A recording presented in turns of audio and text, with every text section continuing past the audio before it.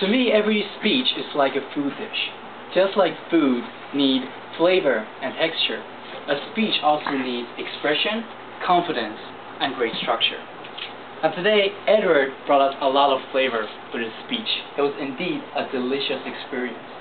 So, just like Edward took us back on memory lane with his food, let us go back to part of his speech. Now everyone, just imagine that you have a plate of food in front of you. That's Edward's speech. First, take a first bite. We had an experience with Edward of how he ate a childhood chocolate bar. I remember it back to his childhood times. We take another bite. It's a little bit more, we get a core of his message. We understand that Edward is trying to tell us how we can remember back to our memories with food. We take another taste. Then we taste that it's a little bit bitter this time.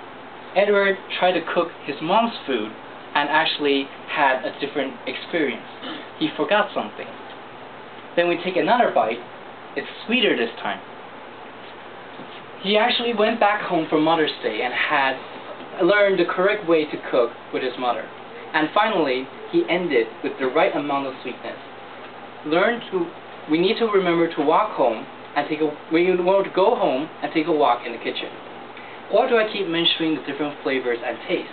It's because today, Edward brought us a speech full of body language, full of lively expression, and he brought a lot of it to bring out different feelings which can help us audience to feel more within his speech.